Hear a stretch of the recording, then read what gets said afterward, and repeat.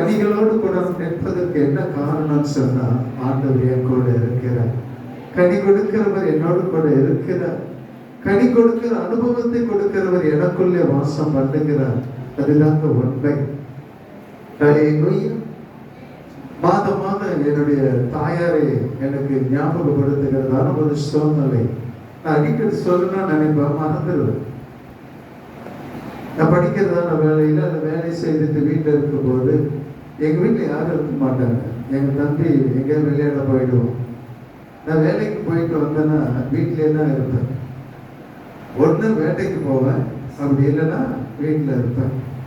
அங்கே புளியா மரம் இருக்கும், எங்கள் ஊரில் இருக்கிறவங்களுக்கு எல்லாருக்கும் தெரியும். அந்த புளியா மரத்து அடியில் தான் நான் என்ன பண்ணிட்டு இருப்பேன், உட்காந்துட்டு இருப்பேன். நான் தனியாக உட்காந்துட்டு இருக்கும்போது எங்கள் அம்மா என்னை பார்த்த உடனே வருவாங்க. நான் தனியாக இருக்கிறதுக்கு அவங்களுக்கு பிடிக்கிறது கிடையாது. ஏன்னா ஏதோ விசனமாக உட்காந்துட்டு இருக்கிறான் போல இருக்குன்னு சொல்லிட்டு அவங்க என்கிட்ட வந்து உட்காந்தீங்கன்னா, என்னடா என்ன எதை வேணுமான்னு, ஒன்றும் வேண்டாமான்னு சொல்லிட்டு அவங்க மடியில் சாஞ்சிக்கிட்டு இருப்பேன். அவங்க இந்த தலையை சொல்லிட்டு இருப்பாங்க. ஏன் இதை நான் சொல்ல வரேன்னு சொன்னா, பாருங்க, ஏன் அவர்களை நான் அடிக்கடி மறந்து போனாலும் கூட நினைவுக்கு வருகிறதான சூழ்நிலை வரும்போது நான் நினைப்பேன், எங்க அம்மா எனக்கு செய்ததான காரியங்கள். அவங்க சுருக்கு பை வச்சிருப்பாங்க மறைச்சி. அந்த சுருக்கு பையை திறந்து காசு எடுத்து பணத்தை எடுத்து கொடுத்து என் கையில் கொடுத்து, நீங்க உட்காந்துட்டு இருக்காரு, போய் சினிமா பார்த்துட்டு வான்னு சொல்லுவாங்க. நான் ஏதோ ஒரு வேதனையில உட்காந்துட்டு இருக்கிறேன், அதனால நான் என்ன பண்ணணும், சினிமா பார்த்துட்டு வரேன். நான் சொல்ல வேண்டாமா, எனக்கு காசுலாம் வேணாம், நான் போகலன்னு சொல்லிட்டு எங்கள் அம்மா பற்றி எனக்கு நல்லாவே தெரியும். கொஞ்ச நேரம் பார்த்து நான் என்ன பண்ணுவேன், துப்பாக்கி எடுத்து நான் வெளியே போகிறேன், புறப்பட்டு போயிடுவேன். அந்த காசு எடுத்து கொடுக்கறதான அந்த சூழ்நிலை சபையில் ஜோதியோட அம்மா இருக்காங்க பார்த்தீங்களா, மாதம் மாதம் ஹல்லேலூயா தசமபாக காணிக்க கொடுப்பாங்க. தனியாக கையில் காசு வச்சிருப்பாங்க. அது 500 இருக்கலாம், 1000 இருக்கலாம். அந்த காசை மட்டும் தனியாக என்ன பண்ணுவாங்க, என் கையில் வச்சு கொடுப்பாங்க. எனக்கு அதுப்போ அதை செய்யும் போதெல்லாம் எனக்கு என்னுடைய அம்மாவுடைய ஞாபகம்லாம் வரும். இன்னொருத்தர் இருக்கிறாங்க, சவுந்தர அம்மா, இதை நீங்கள் தான் வச்சுக்கணும், நீங்கள் சாப்பிடணும், நீ ஜூஸ் குடிக்கணும்னு சொல்லிட்டு அவங்க கொடுப்பாங்க. என்ன அநேக பேர் இருக்கிறாங்க. ஏன் நான் சொல்ல வரேன்னு சொன்னா, தேவன் சில காரியங்களை நாம் மறக்கிறதான வேலையில சிலர் வைத்ததை நமக்கு ஞாபகப்படுத்துவதில் தேவன் உண்மை உள்ளவராக இருக்கிறார். எல்லா சூழ்நிலையிலும் கர்த்தருடைய பரிசுத்த நாமத்திற்கு மகிமை உண்டாவதாக. கடந்த வாரத்தில் பார்த்தோம் தேவனுடைய சத்தியத்தை குறித்து. ஹல்லேலூயா. சத்தியம் எங்கிருந்து வந்தது என்று வேதம் சொல்லுது. அது போன வாரம். இந்த வாரம் வேற ஏதாவது சொல்லுங்க. சத்தியத்தை அறிவீர்கள், சத்தியம் உங்களை விடுதலை ஆக்கும். ஏதாவது சொல்லி ஆரம்பிச்சு விட்டாதான் பதில் சொல்லுவீங்க. சத்தியத்தை அறியணும், ஆனா விடுதலை அதெல்லாம் இருக்குது. ஆனா அந்த சத்தியம் எங்க இருந்து வந்தது? ஆதாம் கிட்ட இருந்து வந்ததா? ஏவாள் கிட்ட இருந்து வந்ததா? இயேசு கிறிஸ்துவிடத்தில் இல்ல, தேவனிடத்திலிருந்து இயேசு கிறிஸ்துவிடத்திலே வந்து இயேசு கிறிஸ்துவிடத்திலிருந்து நமக்கு வந்திருக்குது. ஹல்லேலூயா. நான் சொல்லல, சத்தியம் சொல்லுது. யோவான் 8:40 வாசிக்கும் போது, தேவனிடத்திலே கேட்டிருக்கிற சத்தியத்தை உங்களுக்கு சொன்ன மனுஷனாகிய என்னை ஆண்டவர் சொல்லுவார். சத்தியம் இயேசு கிறிஸ்துவுக்குள்ள இருந்து வந்ததுதான். ஆனா முதல்ல அது எங்க இருந்தது? தேவனிடத்தில் இருந்து. வேத வசனம் சொல்லுது என்னவா? வேதம் அழகாக சொல்லுகிறதான ஆதியிலே வார்த்தை இருந்தது. அது எங்க இருந்தது? தேவனிடத்தில் இருந்தது. அது எப்படியா இருந்தது? தேவனாய் இருந்தது. ஹல்லேலூயா. தேவனிடத்தில் இருந்ததான வந்த வார்த்தை அதுக்கு முன்ன அங்கதான் இருந்தது. ஆண்டவராகி இயேசு கிறிஸ்துவை ஆண்டவர் அனுப்பினார். அனுப்பின உடனே வார்த்தையோடு கூட அனுப்பிடல. ஹல்லேலூயா. அவருடைய பிறப்பு வித்தியாசமா இருக்கும், இல்லைன்னு சொல்லல. எல்லா காரியங்களை பார்க்கும் போது அதிசயமான ஒரு காரியத்தை ஆண்டவர் செய்கிறதை பார்க்கிறோம். ஆனால் கூட வேதம் தெளிவாய் சொல்லுகிறது, நான் மனுஷனா இந்த உலகத்துல வந்திருக்கிறேன், தேவ குமாரனா நான் வரல. ஹல்லேலூயா. அவரே சொல்ற, நான் என்ன மனுஷனாய் நான் வந்தேன். ஆனா மனுஷனாய் இருந்துட்டு நான் என்ன பண்ணிக்கிறேன், தேவனிடத்திலே கேட்கிற சத்தியத்தை நான் உங்களுக்கு சொல்லுகிறேன். அவரிடத்தில் இருந்து வந்ததான அந்த வார்த்தை, அந்த சத்தியம் தான் உங்களையும் என்னையும் இன்றைக்கு தேவ சமூகத்தில் கொண்டு வந்து உட்கார வச்சிருக்குது. எத்தனை பேர் ஆமென் சொல்லுவீங்க? ஹல்லேலூயா. சத்தியம் நம்மை விடுதலை ஆக்கினபடியினாலே இன்றைக்கு உலகத்தில் இருக்கிறவங்களை காட்டிலும் இந்த இடத்துல வந்து பெரியவராய் இருக்கிற ஒருவரை நாம் என்ன பண்றோம், ஆராதிக்க நாம் வந்திருக்கிறோம். அதுதாங்க உண்மை. அப்போ வேதம் தெளிவாய் சொல்லுகிறது, ஆராதிக்கிறது உண்மைதான். ஆனா தாவீது சொன்னான், சாலமோனை பார்த்து சொன்னான், அதுக்கு முந்தின வாரத்திலே பார்த்தோம், என் மகனே சாலமோனே, நீ முதல்ல யாரை அறிந்து கொள்ள வேண்டும்? தேவனை அறிந்து கொள்ள வேண்டும். தேவன் யார் என்பதை நீ அறிந்து கொள்ள வேண்டும். இன்றைக்கு அநேகருக்கு, நம்ம எல்லாருக்கும் தேவனை தெரியுமா தெரியாதா? சொல்லுங்க. நான் எத்தனை பேர் நான் தேவனை அறிந்திருக்கிறேன்னு சொல்றீங்க? ஹல்லேலூயா, ஹல்லேலூயா. நமக்கு எல்லாருக்கும் தேவனை தெரியும். எப்படி நீங்க தேவனை அறிந்திருக்கிறீங்க? ஒரு வல்லமை எப்படி உங்களுக்கு தெரியும்? அதிசயம் எப்படி தெரியும் செய்தாரு சொல்லிட்டு? ஆனா வேதத்தில் எழுதியிருக்கிறது என்ன? தம்முடைய ஓங்கிய புயத்தினாலே, தம்முடைய வல்லமையினாலே அடிமை தனத்தில் இருந்ததான தம்முடைய ஜனங்களை அவர் மீட்டு கொண்டு வருகிறதை பார்க்கிறோம். அற்புத அடையாளங்களை அவர்களை பார்க்கும்படி செய்து ஆண்டவர் அந்த இடத்திலிருந்து கொண்டு வருகிறதை பார்க்கிறோம். இப்போ ஆண்டவர் யார் என்பதை அவங்க தெரிஞ்சுக்கிட்டாங்களா இல்லையா? இந்த அற்புத அடையாளங்கள் அங்கே நடைபெறும் வரை ஆண்டவரை குறித்து தெரியாது, தேவனை குறித்து தெரியாது அவங்களுக்கு. ஹல்லேலூயா. அது வேற ஒரு தேசம். அந்த தேசத்திலே தேவனால பாருங்க, வேற ஒரு தேசத்துல தம்முடைய ஜனங்களை பெருக பண்ணி, ஹல்லேலூயா, அவர்களை ஆசீர்வாதமான ஒரு தேசத்துக்கு கொண்டு வர நம்முடைய ஆண்டவரால மட்டும்தான் முடியும். அப்ப அறிந்திருக்கிறதான வேளையில அவன் ஆலோசனை கொடுக்கிறான். தாவீது, என் மகனே சாலமோனே, முதல்ல நீ யாரை அறிந்து கொள்ள வேண்டும்? அரண்மனை எப்படி இருக்குது, இல்ல மற்ற காரியங்கள் இருக்குது, அதெல்லாம் இல்லை. இந்த உலகம் எப்படி இருக்குது, அதெல்லாம் கிடையாது. இந்த உலகத்தை படைத்ததான ஆண்டவரை தான் நீ முதல்ல அறிந்து கொள்ள வேண்டும்.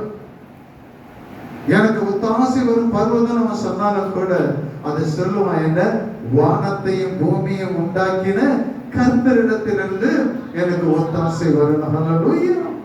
இதெல்லாம் படைச்சது அவர் தான். அதை எங்க இருந்தாலும் அவரிடத்திலிருந்து தான் வரணும். அதில் எந்த விதமான மாற்றமும் கிடையாது. ஆனால் இங்கே பார்க்கிறோம் என்ன, அவர் சொல்றான், என் மகனே, நீ முதலாவது தேவனை அறிந்து கொள்ள வேண்டும். இரண்டாவது காரியம், உத்தம இருதயம் உனக்கு இருக்கணும். உத்தம இருதயத்தோடு கூட, உற்சாக மனதோடு கூட அவரை தொழுது கொள்ள வேண்டும், சேவிக்க வேண்டும். எத்தனை பேர் நம் தேவனை அறிந்து இப்படிப்பட்ட உற்சாகத்தோடு வந்திருக்கிறோம்? எத்தனை பேர் சொல்ல முடியும்? ஹல்லேலூயா. உற்சாகத்தோடு நீங்க வந்தீங்கன்னு சொன்னா 10:30 மணிக்கு வந்திருக்கணும். ஹல்லேலூயா. 11 மணிக்கு வந்துட்டு எனக்கு உற்சாகம் இருக்குதுன்னு சொல்ல முடியாது. ஹல்லேலூயா. ஆலயம் என்று சொல்லும் போது, ஆலயத்துக்கு போவோம் வாருங்கள் என்று சொல்லும் போது அவன் இருதயத்தில் வந்ததான முதலாவது காரியம் என்ன? சந்தோஷம், மகிழ்ச்சி. தேவனுடைய சமூகத்துல தான் அது இருக்குதுன்னு வேதம் தெளிவாக சொல்லுகிறது. இன்றைக்கு நாம் தேவனை அறிந்திருக்கிறோம். எப்படி? சத்தியத்தின் மூலமாக. 2 காரியத்தை இங்கே வேதம் வெளிப்படுத்துகிறது. என்ன? எபிரேயர் 10:26 பார்க்கிறோம்.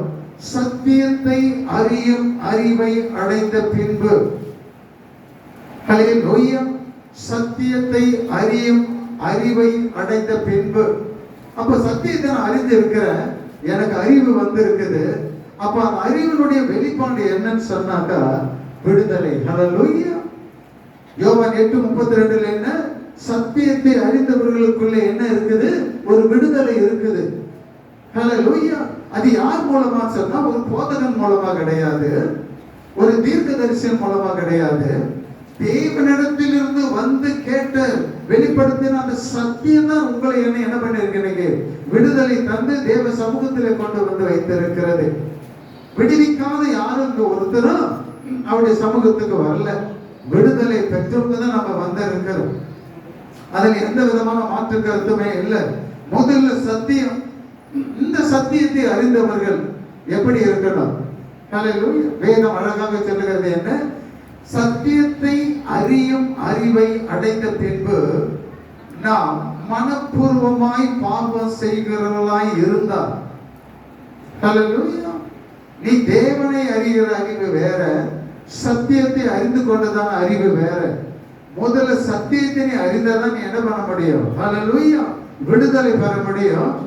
யார் இடத்திலிருந்து வந்ததோ அவரிடத்திலே வந்ததான அந்த வார்த்தையின் மூலமாக அவரை அறிகிற அறிவும் அடைந்து கொள்ள முடியும். இது எல்லாமே ஒரே காரியத்துக்குள்ளே நடக்கிறதான ஒரு காரியம். ஒன்று, நீ சத்தியத்தை அறிந்த பின்பு உன் மனதார நீ என்ன பண்ணக்கூடாது? பாவம் செய்யக்கூடாது. ஹல்லேலூயா. பாவத்தை குறித்து சொன்னவே அநேகருக்கு கஷ்டமா இருக்கும். ஏன் இதை குறித்து சொல்றாரு? அதுதான் முக்கியமான ஒரு காரியம். ஹல்லேலூயா. மகிமையிலே நீ மகிமையை பார்க்கணும்னு சொன்னா நீ எப்படிப்பட்டவனாய் நீ மாறணும்? ஹல்லேலூயா. பரிசுத்தம் உள்ளவனாய் மாற வேண்டும். உனக்காக சிந்தின ரத்தம் விருதாவாய் போக கூடாது. அப்ப என்ன? சத்தியத்தை நான் அறிந்திருக்கிறேன், உனக்கு தேவன் விடுதலை கொடுத்து இருக்கிறார். இப்போ அறியாத முந்தி நீ செய்ததான பாவம் ஆண்டவர் அதை எண்ணுவதே கிடையாது, வேதம் சொல்லுகிறது. ஹல்லேலூயா. பாவத்தை குறித்து ரெண்டு விதமாக வேதம் தெளிவுபடுத்துகிறது. பாவம் நிறைய இருக்குது, அதுல ரெண்டு தண்டனை வருது. என்ன? ஒன்று மரணம், மரணத்திற்கு ஏதுவான பாவம். இன்னொன்று என்ன? மரணத்திற்கு ஏதுவல்லாத ஒரு பாவம். இந்த இந்தியாவிலே அல்லது இந்த உலகத்திலே ஒரு மனுஷன் குற்றம் செய்யறான்னு சொன்னா அதுக்குன்னு நீதிமன்றம் இருக்குது. நீதிமன்றம் எதுக்குன்னு சொன்னா அந்த செய்ததான குற்றம் உண்மையா இல்லையா, இது முதலாவது காரியம். அந்த குற்றம் செய்தவனுக்கு தண்டனை எங்க கிடைக்கும்? அங்கதான் கிடைக்கும், ஸ்டேஷன்ல கிடையாது. இது எல்லாருமே அறிந்ததுதான். அப்ப என்னன்னு சொன்னா எல்லா குற்றங்களுக்கும் மரண தண்டனை கொடுப்பாங்களா அல்லது எல்லா குற்றங்களுக்கும் ஆயுள் தண்டனை கொடுப்பாங்களா? குற்றத்திற்கு தகுந்தபடி தண்டனை என்ன பண்ணப்படுது?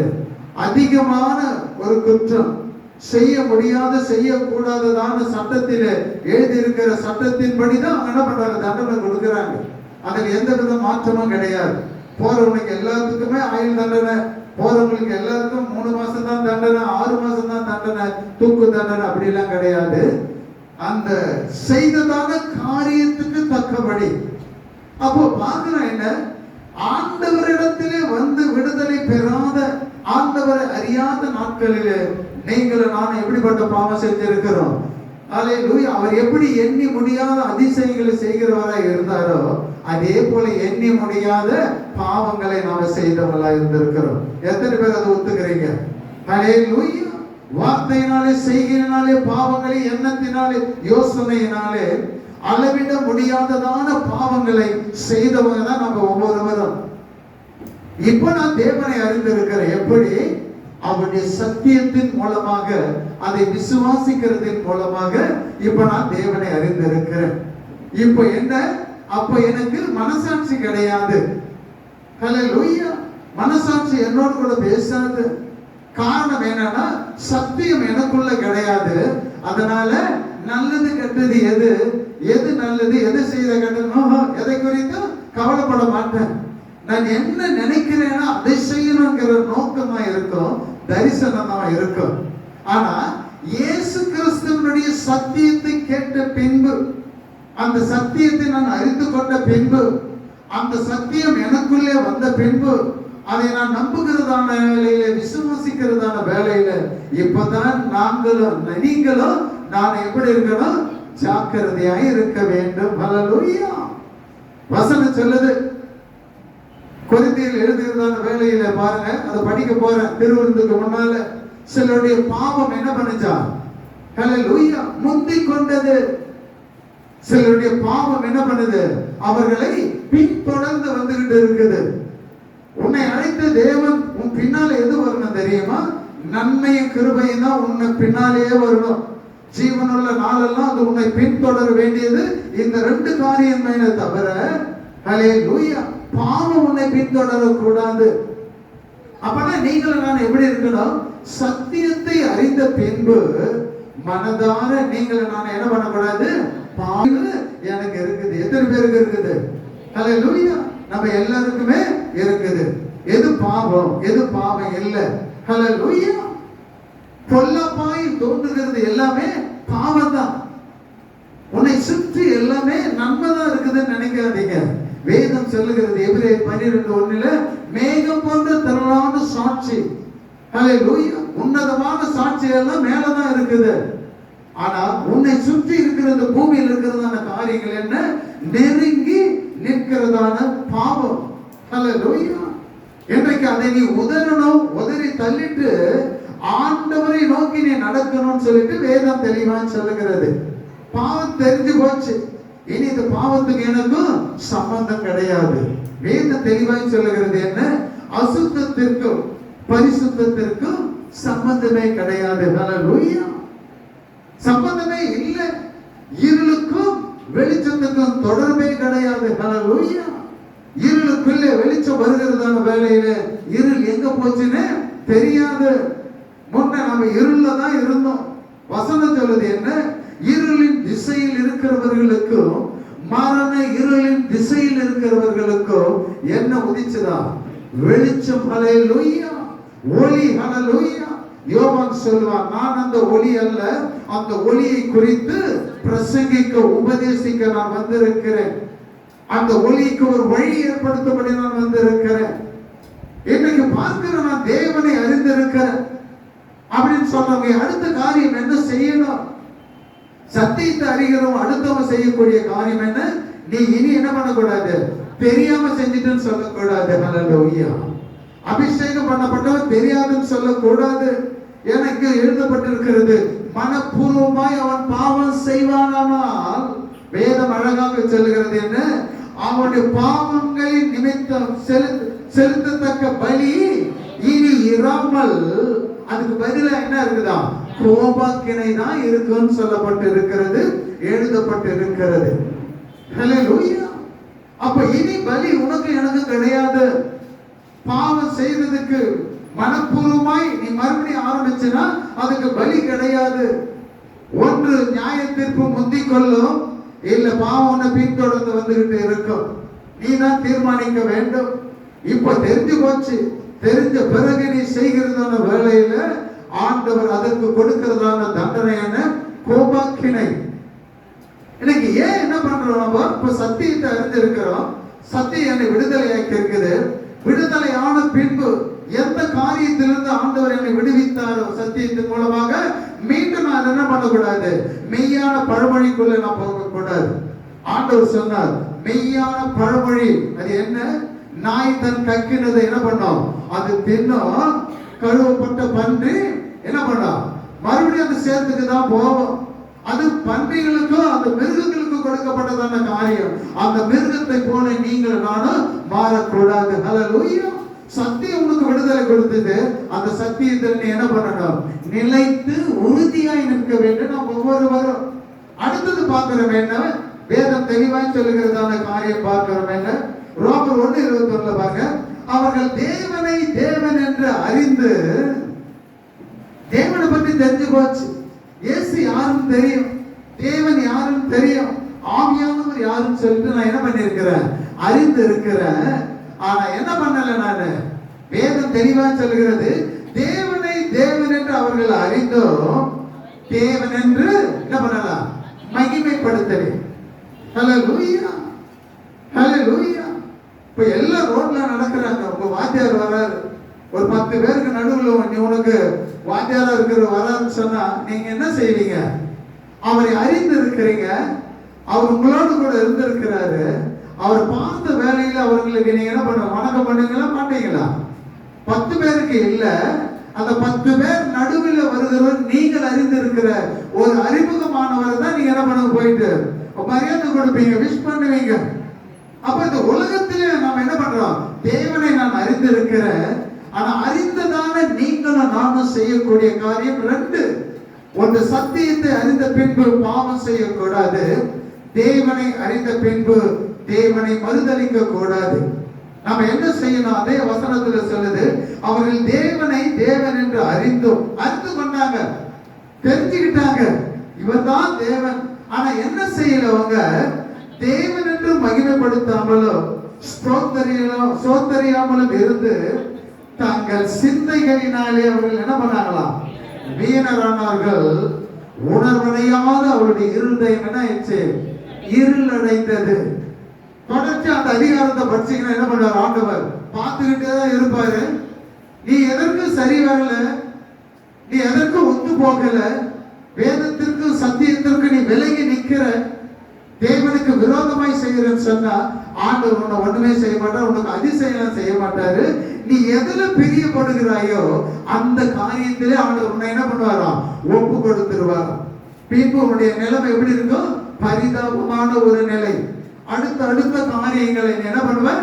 ஈஸியா செய்துகிட்டே வந்துகிட்டே இருப்பேன். இதுக்கெல்லாம் ஏன் காரணம்? நல்ல யோசனை பண்ணி பாருங்க. அழகாக சொல்லப்பட்டதான இன்னொரு காரியம் என்ன?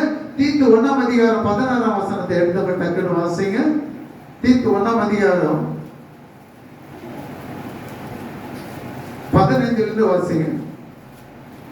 ஹல்லேலூயா. சுத்தமுள்ளவர்களுக்கு என்னவா? சுத்தமுள்ளவர்களுக்கு சகலமும் சுத்தமாயிருக்கும். சகலமும் சுத்தமாயிருக்கும். அசுத்தம் உள்ளவர்களுக்கும் அவிசுவாசம் உள்ளவர்களுக்கும். ரெண்டு பாரு இந்த இடத்துல, அசுத்தம் உள்ளவர்களுக்கும் அவிசுவாசம் உள்ளவர்களுக்கும் ஒன்றும் சுத்தமாயிராது. எதையும் பார்த்தாலும் சுத்தமாவே தெரியாது. அவர்களுடைய புத்தியோ, அவர் ஏன் சொன்னா அவருடைய புத்தியோ மனசாட்சியோ அசுத்தமாயிருக்கும். ஏன்னா புத்தியும் மனசாட்சியும் அசுத்தமாயிருக்கும். ஏன் என்ன? அதுதான் முக்கியம். ஏன் மனசாட்சி உனக்கு அசுத்தமா மாறி போச்சு? எதை பார்த்தாலும் உனக்கு சுத்தமாவே தெரியல.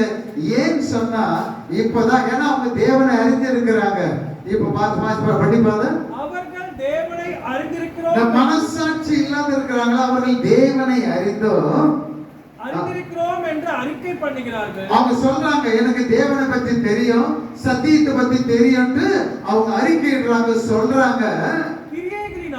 அவங்க செய்கைகளினாலே அவரை மறுதலிக்கிறார்கள். யாரை? ஹல்லேலூயா. தேவனை மறுதலிக்கிறார்கள் என்று போதும். கிரியைகளினாலே அவங்க என்ன பண்றாங்க? மறுதலிக்கிறாங்க. ஆனா வார்த்தையினால சொல்றாங்க, நான் தேவனை நான் மகிமைப்படுத்துறேன், அறிந்திருக்கிறேன்னு சொல்லிட்டு. ஹல்லேலூயா. நீதியான வார்த்தை என்று பார்த்தோம். அந்த நீதியான வார்த்தை குறித்து வேதம் தெளிவா சொல்லுகிறதான இன்னொரு காரியம் என்னன்னு சொன்னா, தேவனை ஒரு மனுஷன் அறிந்திருக்கிறான்னு சொன்னா ஏசாயா 45:23 பார்க்கிறோம். நீதியான வார்த்தை எதுன்னு சொன்னா, தேவனை அறிந்திருக்கிறவன் என்ன செய்வான் என்று பார்க்கும்போது பாருங்க, என்னவா நீதியான வார்த்தை? முழங்கால் யாவோ எனக்கு முன்பாக முடங்கும், நாவு யாவும் என்னை முன்னிட்டு ஆணையிடும் என்று என்னை கொண்டே ஆணையிட்டு இருக்கிறேன் என்று ஆண்டவர் சொல்லுகிறார். இது மாறுவது இல்லை. அப்போ தேவனை தேவன் என்று அறியணும் சொன்னா, அறிந்திருக்கிறேன் சொன்னா, நீங்கள் நான் என்ன செய்யணும்? அவரை மகிமைப்படுத்த வேண்டும். உன் முழங்கால்கள் முடங்க வேண்டும். நான் தேவனை ஆராதிக்கணும் சொன்ன முழங்கால் படின்னு சொல்ல வேண்டியதில்லை. நான் ஆராதிக்க வந்திருக்கிறேன், நீதியான வார்த்தை என்னிலே அது நிலைவேற வேண்டும், அது மாறாதுன்னு வேற ஆண்டவர் சொல்லி இருக்கிறார். ஹல்லேலூயா. அப்ப நாம என்ன செய்யறோம்? அறிந்திருக்கிறோம், ஆனா கிரியினாலே என்ன பண்ணிருக்கிறோம்? மறுதலிக்கிறோம். காரணம் என்ன? மனசாட்சியும் புத்தியும் எப்படி போயிருக்கு? அசுத்தமா இருக்கிறபடியினால. என்ன நீ என்ன பண்ண? உன்னை சுத்தமாக்கின உன்னை நீ என்ன பண்ணிட்டு இருக்கிற? கரைபடித்து கொண்டு இருக்கிற. யாரையும் குற்றம் சொல்லணும்ன்ற நோக்கம் எனக்கு கிடையாது. ஹல்லேலூயா. உன்னை பரிசுத்தப்படுத்தினது உண்மை. நீங்கள் நானே இயேசுவின் ரத்தத்தினாலே கழுவப்பட்டது உண்மை, சுத்திகரிக்கப்பட்டது உண்மை. ஆனால் வேதம் என்ன சொல்லுகிறது என்றால், பரிசுத்த குலைச்சல் நீ ஆக்கிக் கொள்ள கூடாது. ஹல்லேலூயா. நீ பரிசுத்தவான், நீ நீதிமான், விசுவாசத்தினாலும் கிருபையினாலும் உன்னை நீதிமானாக்கி இருக்கிறார். உன் பாவங்களையும் என்னுடைய பாவங்களையும் சொந்த ரத்தத்தினாலே கழுவி மீட்டு எடுத்திருக்கிறார். அந்த ரத்தத்தினாலே கிரயமாய் நம்மை வாங்கி இருக்கிறார். ஆனா நீங்கள் நான் எப்படி இருக்கணும்? அவருடைய பார்வைக்கு ஹல்லேலூயா அசுத்தமானவர்களாய், மனசாட்சி இல்லாதவர்களாய், மனசாட்சியிலே சூழ்ந்தவர்களாய் இராதபடி எச்சரிக்கை இருக்க வேண்டும் என்பதை குறித்து பரிசுத்த ஆவியானவர் தெளிவாய் இன்றைக்கு நம்மோடு கூட பேசிக்கொண்டு இருக்கிறார். நிறைய குடும்பங்களை பார்க்கிறதான வேலையில குடும்பம் என்னவோ ஆசீர்வதிக்கப்பட்ட குடும்பம், குடும்பம் என்னவோ ஆவிக்குரிய குடும்பம், அது பெயரளவில கிறிஸ்தவ குடும்பம், பெயரளவில அவன் ஒரு கிறிஸ்தவன் பெயரளவில. ஆனா அவருடைய கிரியைகளை பார்க்கும் போது தெருவிலே தெரியும், அந்த பக்கம் இருக்கிறவங்களுக்கு தெரியும். உன் வீட்டுக்கு பக்கத்துல இருக்கிறவனை கேட்டாதான் உன்னை குறித்து சாட்சி அவன் சொல்லுவான். ஹல்லேலூயா. ஏன் இந்த காரியத்தை செய்யறாங்க ஜனங்க? தன்னுடைய கிரியினாலே ஏன் அவங்க மறுதளிக்கிறாங்க? ஆனா வேதம் தெளிவா சொல்லுகிறதான காரியம் என்ன? பிரசங்கி 8:11 பார்க்கிறோம். துர்க்கிரிக்கு தக்க தண்டனை, காரியங்களுக்கு சீக்கிரமாய் தண்டனை வரல. அதுதான் சொல்லுது. சீக்கிரமாய் நடவாதபடியால் மனுபுத்திரனுடைய இருதயம் பொல்லாப்பை செய்ய அவர்களுக்குள்ளே துணிகரம் கொண்டுள்ளது. எத்தனை பேருக்கு புரியுது? ஹல்லேலூயா சொல்லுங்க. ஹல்லேலூயா. நீ கிரியினாலே நீ மறுதலிக்கிற, துர்க்கிரியினாலே நீ மறுதலிக்கிறதான வேளையில அதற்கேற்ற தண்டனை சீக்கிரமாய் வரலன்றதுனாலதான் உன் இருதயம் எப்படி இருக்குது? துணிகரம் கொண்டு இருக்குது. மனசாட்சி இல்லாதவனாய் இருக்கிற, சுத்தம் இல்லாதவனாய் இருக்கிற, எல்லாமே கெட்டு போச்சு. அதற்கு என்ன காரணம்? அவருடைய இரக்கம் இந்த நாள் வரை உன்னை பாதுகாத்து கொண்டு இருக்கிறது தான். அந்த இரக்கத்தை நீ என்ன பண்ணக்கூடாது? அசட்டை பண்ணக்கூடாது. ஹல்லேலூயா. ஒரு சகோதரனிடம் புத்தி சொன்னா, நான் இப்படிதான் இருப்பேன். ஹல்லேலூயா. சமாதானம் பண்ண போற இடத்துல நான் இப்படிதான் இருப்பேன். ஹல்லேலூயா. ஆனா அவர் யார்? சத்தியத்தை அறிந்தவர், தேவனை அறிகிற அறிவு உள்ளவங்க. சொல்ல நான் இப்படிதான் இருப்பேன்பா, நான் இதைதான் செய்வேன், பிள்ளை குடிச்சிட்டு தான் வருவேன், குடிகாரனா தான் இருப்பேன், இருந்துட்டு போய் யாரு கேட்டா? ஹல்லேலூயா. எனக்கா கோபாக்கினை யாருக்கு? நான் சொல்றவனுக்கு இல்ல. நீ கேட்டு அதன்படி செய்யாத மனப்பூர்வமாய் ஒரு காரியத்தை நீ செய்யறன்னு சொல்லும் போது அந்த காரியத்துக்கு ஏற்றதான தண்டனை நடக்கல. நீ துணிகரமா செய்துட்டு இருக்கிற உன் இருதயத்தில் துணிகரம். ஹல்லேலூயா. துணிகரமான இருதயம் அது எப்படி இருக்குது? இருள் அடைஞ்சு போய் இருக்குது. எந்த விதமான ஆலோசனை கேட்க முடியாததான ஒரு இருதயம் அது யாருக்குமே இருக்கக்கூடாது. இப்படிப்பட்ட இருதயம் ஒருவருக்கும் இருக்க கூடாதுன்னு தான் வேதம் சொல்லுதே தவிர இருக்கணும்னு சொல்லல. உடனே நடவாதபடியினால, உடனே நடக்காதபடியினால துணிகரம். ஆனா வேதம் தெளிவா சொல்கிறது. அப்போஸ்தலர் நடபடியில் 5:39 வாசிக்க வேணாம். தேவனோட போர் செய்கிறவர்களாய் இராதபடிக்கு பார்த்து கொள்ளுங்கள். தேவனை அறிந்த பின்பு, சத்தியத்தை அறிந்த பின்பு, தேவன் உனக்கு விடுதலை கொடுத்த பின்பு நீ மீறி செய்கிறதான காரியம் அவரோடு கூட நீ யுத்தம் செய்யறன்னு சொல்லிட்டு வேதம் சொல்லுது. ஹல்லேலூயா. தேவனோடு கூட நீ போர் செய்யாத. ஒரு மனுஷனோடு கூட சண்டை போடு, பிரச்சனை கிடையாது. ஹல்லேலூயா. ஆனா தேவனோடு கூட எதிர்த்து நிப்பாயானால் ஹல்லேலூயா அதனுடைய பங்கு வேறதான். ஹல்லேலூயா. உண்மை அதுதான். பொல்லாப்பு உன்னை சுற்றி இருக்கும், பாவம் உன்னை சுற்றி இருக்கும். உன்னால நெருங்க முடியல, உன்னால அதை மேற்கொள்ள முடியல, ஒத்துக்க. ஆனா அது எங்க? தேவ சமூகத்திலே ஒத்துக்கிட்டு தேவனிடத்திலே ஒப்பு கொடுக்க வேண்டும். ஒரு மனுஷனை குறித்து ஆண்டவரே சாட்சி கொடுக்கிறார். அப்ப அனுகுறித்து சொல்லும் போது என்ன? அவன் உத்தமனும் சன்மார்க்கனும், அவன் நீதிமானும், பொல்லாப்புக்கு விலகுகிறவன். ஹல்லேலூயா. எப்படி? கர்த்தருக்கு பயந்து பொல்லாப்புக்கு விலகுகிறவனாகிய யோபுவை போல பூமியிலே ஒரு மனுஷனும் இல்லைன்னு ஆண்டவர் அன்னைக்கு சொல்லி இருக்கிறார். ஹல்லேலூயா. பொல்லாப்புக்கு விலகுகிறதான ஒரு பயம் நம்மிடத்திலே காணப்பட வேண்டும். நீ செய்கிற காரியம் பொல்லாப்பானது, நீ செய்கிற காரியத்தை நிமித்தம் மற்றவன் ஆண்டவருடைய நாமத்தை தூஷிக்கும்படி அது இருக்குமே ஆனால் நியாய தீர்ப்பானது எப்போ வேணாலும் முந்திக் கொள்ளலாம் உனக்கு. ஹல்லேலூயா. நீ ஏதோ ஆண்டவர் பொறுமையா இருக்கிறவனை நினைக்கிற சிலருடைய பாவம் என்னவா? நியாய தீர்ப்புக்கு முந்திக் கொண்டது. சிலருடைய பாவம் அதே அவர்களை பின்தொடர்ந்து வந்து கொண்டே இருக்கிறது என்று வேதம் சொல்லுகிறது. பவுல் அழகாக எழுதுகிறார். ஒரு மனுஷனை குறித்து வேதம் தெளிவாய் சொல்லுகிறது பாருங்க. அழகாக சொல்லப்பட்டதான காரியம் 2 நாளாகமம் 26ஆம் அதிகாரத்துல பாருங்க.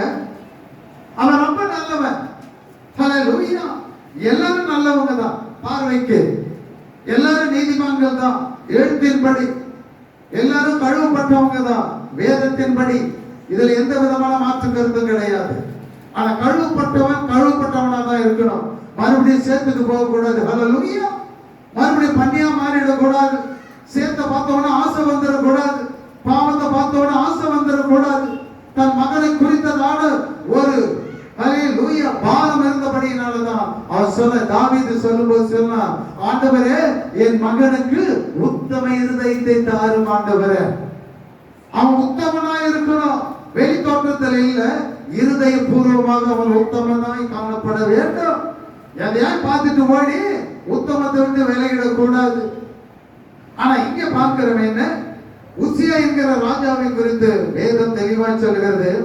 3ஆம் வசனம் பாருங்க, 26.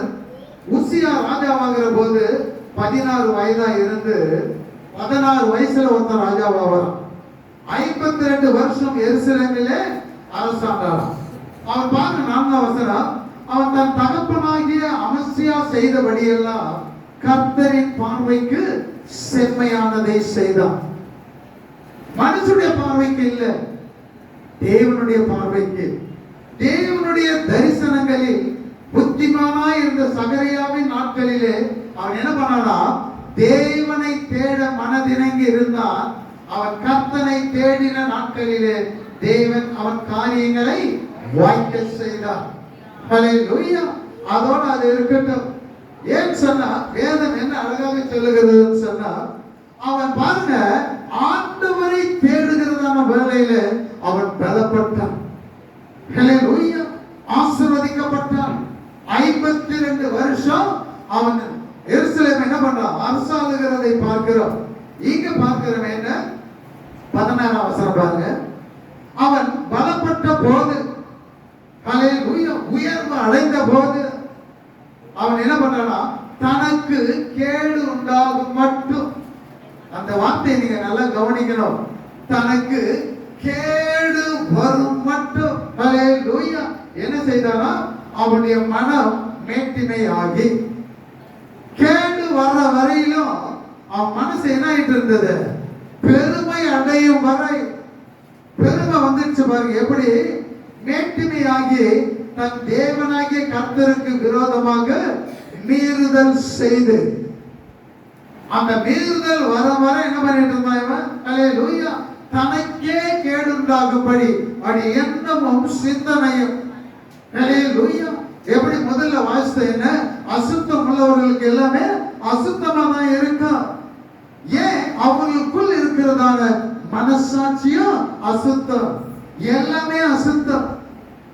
காலப்போக்கில் அது மாறுது. ஏன்னா அவங்க தேவனை அறிந்திருந்தவங்க, அறிந்திருக்கிறதுனால அப்படியே கடைசி வரை இருப்பாங்கிறது நீ நம்பிக்கிட்டு இருக்காத. வேதம் தெளிவாய் சொல்லுகிறது என்ன, அழக தேவனாகிய கர்த்தருக்கு விரோதமாக மீறுதல் செய்தான். என்ன செய்தான், பெருசா ஒண்ணு செஞ்சிடல. தூப பீடத்தின் மேல் தூபம் காட்ட கர்த்தருடைய ஆலயத்திற்குள்ளே பிரவேசித்தான். அவன் பார்த்தான், ஆண்டவர் தனக்கு செய்கிற எல்லா காரியங்களையும் கவனிக்கிறான். அப்ப இது கூட நம்மளே செய்தா என்ன, இதையும் போய் நானே செய்தா என்ன, ஆண்டவர் எல்லாவற்றையும் வாய்க்க பண்றாரு. ஆச்சரியமா இருக்குது. அவருடைய வளர்ச்சி குறித்து அவனுக்கு ஆச்சரியம். இப்படி உயர்த்துறாரு ஆண்டவர் என்ன. அப்போ இந்த தூப பீடத்துல போய் தூபம் காட்டுறது மட்டும் ஏன் போய் வேற ஒருத்தன் செய்யணும், எனக்கு அனுகூலமா செய்யறதான ஆண்டவரை நானே ஆராதிக்கிறேன்னு சொல்லிட்டு அவன் உள்ளே நுழைகிறதை பார்க்கிறோம். வேதம் தெளிவாய் சொல்லுகிறது. அழைப்பு, ஊழிய அழைப்பு என்பது இங்கே வித்தியாசமானது. ஹல்லேலூயா. அதை புரிந்து கொள்ளாத உசியா செய்ததான தவறு. அதுதான் அவனுடைய கேட்டுக்கு காரணம். வேதம் தெளிவாக சொல்லுகிறது என்ன? ஆரோனை போல அழைக்கப்பட்டால் ஒழிய இந்த கனமான ஊழியம், தேவனுடைய ஊழியன்றது சாதாரணது கிடையாது. ஹல்லேலூயா. அதுக்கென்று ஆண்டவர் அழைப்பு வைத்திருக்கிறார். ஹல்லேலூயா. இங்க பார்க்கிறோம் என்ன, அவன் பண்ண இந்த காரியத்தை. அப்படி செய்யும் போது என்ன நடக்குதுன்னு பார்க்கும்போது பாருங்க, அங்க ஆலோசனை கொடுக்கிறாங்க. ஆசாரியனாகிய அசரியாவும் அவனோடு கூட கர்த்தரின் ஆசாரியரான பராக்கிரமசாலிகளாகிய 80 பேரும் அவன் பிறகே உட்பிரவேசித்து அவன் உள்ள போயிட்டான். தூப பீடத்துல தூபம் காட்டுறதுக்கு துணிகரமா உள்ள போயிட்டான். ஹல்லேலூயா. பின்னாலே ஓடானுங்க ஒரு 80 பேர். அவங்க போய் என்ன சொல்றாங்க? ஆலோசனை கொடுக்கிறாங்க. எப்படி? ராஜாவாகி உசியாவோடு எதிர்த்து நின்று, உசியாவே, கர்த்தருக்கு தூபம் காட்டுகிறது உமக்கு அடுத்தது அல்ல. ஹல்லேலூயா. தேவனுக்கு தூபம் காட்டுவது, நீ ராஜாவா இருக்கலாம், ஆனா அது உனக்கு அடுத்த காரியம் கிடையாது. நீ செய்யக்கூடிய காரியம் அது கிடையாது. ஹல்லேலூயா. தூபம் காட்டுகிறது யாருக்கா? பரிசுத்தமாக்கப்பட்ட ஆரோனின் குமாரராகிய ஆசாரியருக்கு அடுக்கும். அதுக்குன்னு தேவன் வைத்திருக்கிறார். அவங்க தான் அதை செய்யணும், நீ போய் செய்யக்கூடாது. ஹல்லேலூயா. உடனே என்ன பண்ணா? ஹல்லேலூயா. பரிசுத்த ஸ்தலத்தை விட்டு வெளியே போம் என்று மீறுதல் செய்யாதீர். இது தேவனாகிய கர்த்தராலே உமக்கு மேன்மையாக லபியாது என்றார்கள். ஏன்னா இதுவரை அவன் செய்த எல்லாமே அவனுக்கு அனுகூலமா இருந்தது. தேவன் வாய்க்க பண்ணினார், எல்லாத்தையும் வாய்க்க பண்ணினார். ஆனா ஒன்றை என்ன பண்ணல, தேவன் அனுமதிக்கல. இது யாருக்காக சொன்னாரோ அவங்க தான் செய்யணும். இந்த காரியத்தை ஆசாரியன் தான் செய்யணும், அவனுடைய சந்ததி தான் செய்யணும். அதுதான் தேவனாலே கொடுக்கப்பட்டதான கட்டளை. அவருடைய கட்டளையை மீறணும். துணிகரமாய் அவன் தேவ சமூகத்துக்குள்ளே, அந்த ஆலயத்துக்குள்ளே பிரவேசிக்கிறதை பார்க்கிறோம். ஹல்லேலூயா. இன்றைக்கு நாம அதை தான் சொல்ல வர. என்ன? ஆலயத்துக்குள்ளே அவன் பிரவேசித்தான், ஆனா அங்க ஆலோசனை கொடுக்கிறாங்க. ஐயோ, இதெல்லாம் நீ செய்யக்கூடியது ராஜாவே, இதெல்லாம் செய்யக்கூடாது. இதுவரை செய்தது எல்லாம் உனக்கு லாபமா இருந்தது, ஆனா இது லாபமா இருக்குன்னு நினைக்கிறியா? கிடையவே கிடையாது. காரணம் என்ன? அப்போது உசியாவுக்கு என்ன பண்ணுது? கோபம். எனக்கு ஒரு ராஜா அதிகாரம், ஆண்டவர் எல்லாத்தையும் செய்தார். இவன் யார் எனக்கு ஆலோசனை கொடுக்கிறவன்? நான் இதை செய்யற பாருன்னு சொல்லிட்டு அவன் என்ன பண்ணான்? அவன் தூப கலசத்தை தன் கையிலே பிடித்து ஆசாரியனோட கோபமாய் பேசுகிற போது, முதல்ல அவன் தூப கலசமே அவன் கையில் இருக்கக்கூடாது, அது அவன் எடுத்தே இருக்கக்கூடாது. தேவனுடைய கட்டளையின்படி அது ஆசாரியன் செய்யக்கூடியது, அவன் கையில தான் அது இருக்கணும். அதை எடுத்துக்கிட்டு தான் அவன் ஆலயத்துக்குள்ள போகணும். இவன் அவன் கையில வச்சுக்கிட்டு ஆசாரியகிட்டே பேசுறான் பாருங்க. ஆசாரியருக்கு முன்பாக கர்த்தருடைய ஆலயத்தில் தூப பீடத்தின் முன் நிற்கிற அவனுடைய நெற்றியிலே என்ன வந்ததா? குஷ்டரோகம் வந்தது. ஹல்லேலூயா. அவன் வாழ்நாள் முழுவதும், அடுத்தது படிச்சீங்கன்னா என்ன, தன் வாழ்நாள் முழுவதும் அரண்மனையில் இல்ல, தனித்து விடப்பட்டவனாய் ஒரு வீட்டிலே அவன் என்ன பண்ணான்? வசிக்கிற சூழ்நிலை. அப்ப அங்க நடந்தது என்ன? அவனுடைய கேடான துர்க்கிரியைகளுக்கு தக்க தண்டனையை கர்த்தர் என்ன பண்ணாரு? உடனடியாக அவன் அங்க நிற்கும் போது தேவன் அவனுக்கு தண்டனை கொடுக்கிறதை பார்க்கிறோம். அத போல தண்டனை கொடுத்தாக்கா நீ என்ன பண்ண மாட்ட? உன் இருதயம் துணிகரம் கொள்ளாது. அததான் பிரசங்கி எழுதுறான். ஹல்லேலூயா. நாம் செய்கிற துர்க்கிரியைகளுக்கு தக்க தண்டனை சீக்கிரமாய் நடவாதபடியினாலே மனுபுத்திரனுடைய இருதயம் பொல்லாப்பு செய்ய அவருடைய இருதயம் என்ன பண்ணிட்டு இருக்குதா? துணிகரம் கொண்டு இருக்குது. ஆலோசனை கொடுக்கிறாங்க.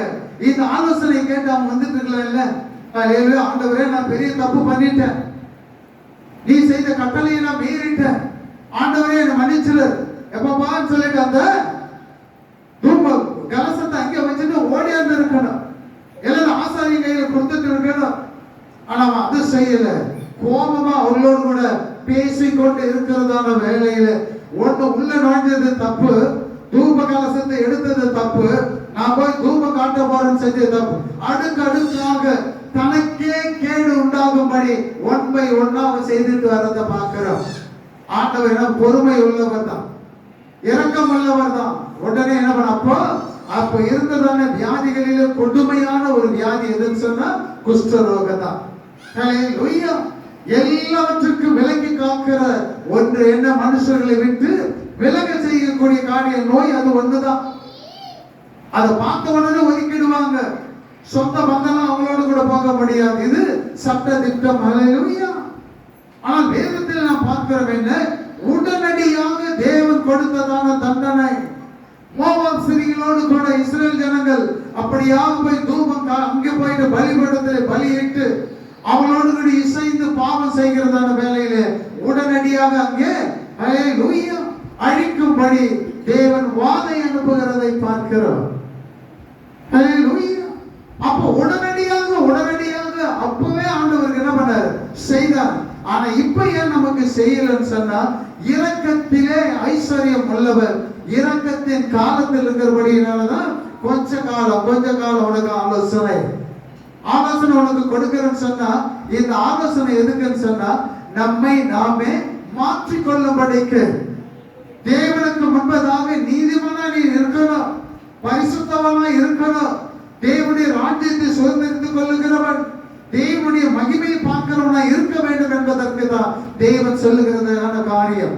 இதுவரை நீ செய்துட்டு இருந்ததை தேவன் மன்னித்தார். இனி நீ செய்யணும்னு நினைச்சினா வேதம் தெளிவாய் சொல்லுகிறது, துர்க்கிரிக்கு தண்டனை உடனே சீக்கிரமா வரல நீ நினைக்காத. தேவனால எப்படி வேணாலும் செய்ய முடியும். ஹல்லேலூயா. நன்மை கிருபை தான் வரணும்னு விரும்புறாரு. சாபம் வரணும்னு சொன்னா அது உன்னுடைய மீறுதல், உன்னுடைய அக்கிரமங்கள், உன்னுடைய பாவங்கள். யாருக்கு இது? தேவனை அறிந்தவர்களுக்கும் சத்தியத்தில் இருந்து விடுதலையாய் மீண்டும் அந்த பாவத்தை செய்கிறவர்கள். வேதம் அழகாக சொல்லுகிறதை நமக்கு தேவன் அற்புதமாக எத்தனை முறை நமக்கு இந்த காரியத்தை அவர் வெளிப்படுத்துகிற நோக்கம் என்ன? இன்னும் அநேகர் அதே நிலையில தான் இருக்கிறார். இன்னும் குடிதான், வீட்டுல சமாதானம் கிடையாது, வீட்டுல ஒழுங்கு கிடையாது, பிள்ளைகள் மத்தியில கிடையாது. ஆனா நம்ம கையில இருக்கிறது என்ன? ஞாயிற்றுக்கிழமையானா வேதாகமம் இருக்கிறது, ஞாயிற்றுக்கிழமையானா கிறிஸ்தவன். ஞாயிற்றுக்கிழமை அந்த 3 மணி நேரம் நீங்கள் நானும் தேவனை ஆராதிக்கிறவர்கள், தேவனை அறிந்தவர்கள். அந்த 3 மணி நேரத்துக்கு பிறகு இந்த கேட்டை விட்டு வெளியே போன பிறகு பாத்தீங்கன்னா ஹல்லேலூயா, இதுக்கு உள்ள என்ன? தேவன் உள்ளாவுகிற இடமா இருக்குது. இதுக்கு வெளியே போயிட்டாக்கா அவ்வளவுதான், நான் தேவனை மகிமைப்படுத்துறேன் அப்படின்னு ஒரு மனுஷன் சொன்னா, தேவனை தேவன் என்று அறிந்த பின்பு வேதமே சொல்லுது அவரை மகிமைப்படுத்த வேண்டும், அவரை ஸ்தோத்தரிக்க வேண்டும், முழங்கால் படியிட வேண்டும், அவரை குறித்து ஆணையிட வேண்டும். இது எல்லாமே என்ன? தேவனை அறிந்திருக்கிற ஒரு மனுஷனுக்குள் இருக்கிறதான காரியம். இது வெளிப்பட வேண்டும். ஆனா தீத்துவில் சொல்லப்பட்ட வண்ணமாய் அவர்கள் தேவனை அறிந்து அறிக்கை இடுகிறார்கள். நான் அறிந்திருக்கிறேன், தேவன் நல்லவர் என்று அறிக்கை இடுறாங்க. ஆனா தங்களுடைய கிரியினாலே செய்கையினாலே அவரை மறுதலிக்கிறார்கள். மற்றவன் காரி துப்புற மாதிரி உன் செய்கை என் செய்கை இருக்கக்கூடாது. மற்றவனுக்கு முன்பதாக வேதமே அதுதான் தெளிவா சொல்லுது, மனுஷர்களுக்கு முன்பாக மாத்திரம், தேவனுக்கு முன்பதாக மாத்திரம் அல்ல, மனுஷர்களுக்கு முன்பதாக நீங்க எப்படிப்பட்டது செய்யணுமா? யோக்கியமானது நீ செய்ய. ஒருவேளை டாஸ்மாக் கடையில் நீ வேலை செய்தினா தேவனுக்கு மகிமை எப்படி? அந்த இடத்துல இருந்து நீ குடிக்காம நேர்மையா இருந்தனா அதுதான் தேவனுக்கு மகிமை. ஹல்லேலூயா. ஒரு திருடர் கூட்டத்துக்குள்ள நீ நடுவுல நீ இருக்கிறன்னு சொன்னா அவங்கள போல இல்லாம நீ யோக்கியமானவனா நடந்தாதான் அது தேவனுக்கு மகிமை. கிரியினால ஹல்லேலூயா பொய் பித்தலாட்டம் பண்ணுகிற குடும்பத்துக்குள்ள நீ யோக்கியமானவனாய், பொய் பேசாதவனாய், தேவனை மகிமைப்படுத்தவனாய் இருந்தனா அதுதான் தேவனுக்கு மகிமை. ஹல்லேலூயா. அதுதான் கிரியை, அததான் தேவன்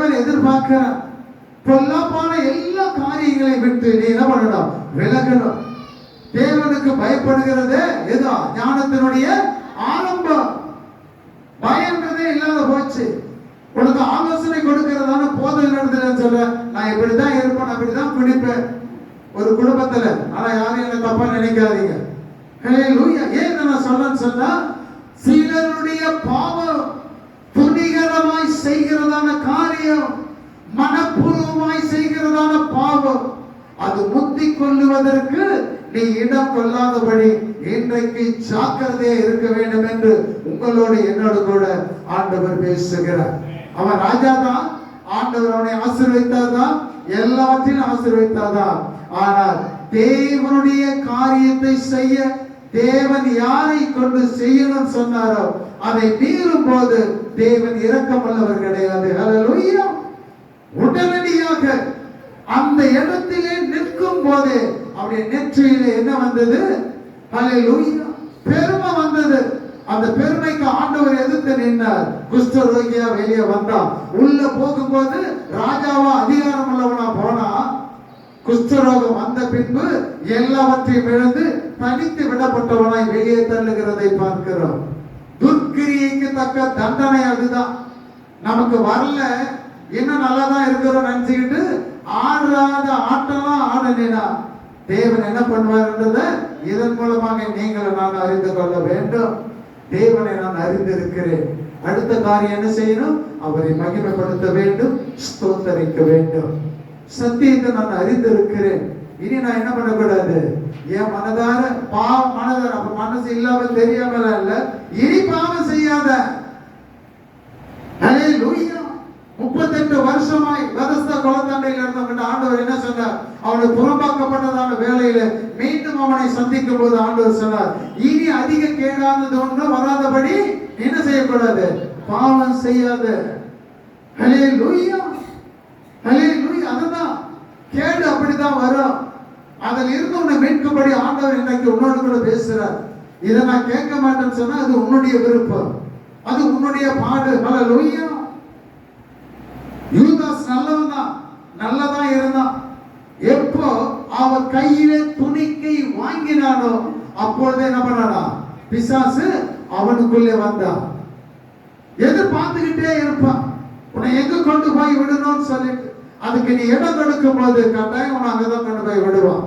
ஆனா எதிர்த்து நிற்கிறவனாக தேவனை அறிந்ததான அந்த அறிவும் சத்தியமும் உனக்குள்ளே கிரியை செய்யுமானால், அந்த சத்தியத்துக்கு பயந்து பொல்லாப்புக்கு, தேவனுக்கு பயந்து பொல்லாப்புக்கு விலகிறவனா இருந்தா, யோசிக்கிறவனா இருந்தா, ஆண்டவரே உனக்கு உதவி செய்வார். ஆண்டவர் உனக்கு உதவி செய்வார். அந்த கடை வாரம் பண்ணினா ஆண்டவர் உனக்கு உதவி செய்வார். உன்னை அறியாமலே உன்னை தள்ளி கொண்டு வந்து வேற இடத்துல விடுவார். அது ஆண்டவருடைய வேலை. உன் பாதை அவரிடத்தில் ஒப்பு, உன் வழி அவரிடத்துல ஒப்புக்கொண்டு உன் பாதை அவர் செமைப்படுத்துவார். என் பாதை அநேக வழி எனக்கு தெரியுதுலாம், எனக்கு நல்லதுன்னு தெரியும், ஆனா எல்லாமே மரண வழி. ஆனா அந்த வழி நீ ஆண்டவர்கிட்ட ஒப்புப்படுத்தினா அந்த பாதையை அவர் என்ன பண்ணுவாராம்? செவ்வாய்ப்படுத்துகிறதான தேவன். எத்தனை பேர் ஆமென் சொல்றீங்க? எனக்கு உங்களோடு கூட என்னோடு கூட பேசுகிறார். நான் தேவனை அறிந்திருக்கிறேன். நீங்க சொன்னீங்கன்னா மகிமைப்படுத்த வேண்டும். சத்தியத்தை நான் அறிந்திருக்கிறேன்னு சொன்னா நான் என்ன பண்ணணும்? பாவத்துக்கு விலகி வாழ வேண்டும். மனதான ஒருவன் சத்தியத்தை அறிந்த பின்பு மனதான பாவம் செய்வானால் அவனை குறித்து வேதம் சொல்லுது, பரிசுத்த ரத்தத்தை அவன் என்ன சொல்றானா?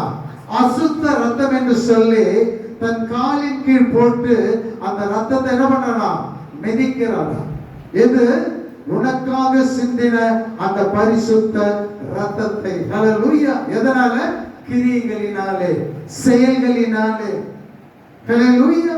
இன்றைக்கு நீ இங்க இருக்கிற, உன் புருஷன் இங்க இருக்கிறாங்க, எந்த சூழ்நிலை இருக்கான்னு ஆண்டவருக்கு தான் தெரியும். ஆனா இன்னைக்கு அவன் ஜீவனோடு கூட இருப்பது, இன்றைக்கு நீ இங்க உட்கார்ந்துக்கிட்டு ஆண்டவரிடத்துல இரக்கத்தை கேட்கிறபடியினாலதான் இன்னைக்கு உன் குடும்பம் நல்லா இருக்குது, உன் குடும்பம் ஆசீர்வாதமா இருக்குது. ஹல்லேலூயா. அதுதாங்க உண்மை. எத்தனை பேர் ஆமென் சொல்லுவீங்க?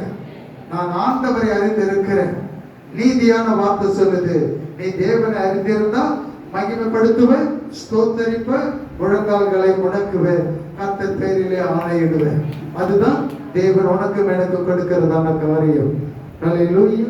இப்போது திருவிருந்துக்குரியதான நேரம் ஆயத்தம்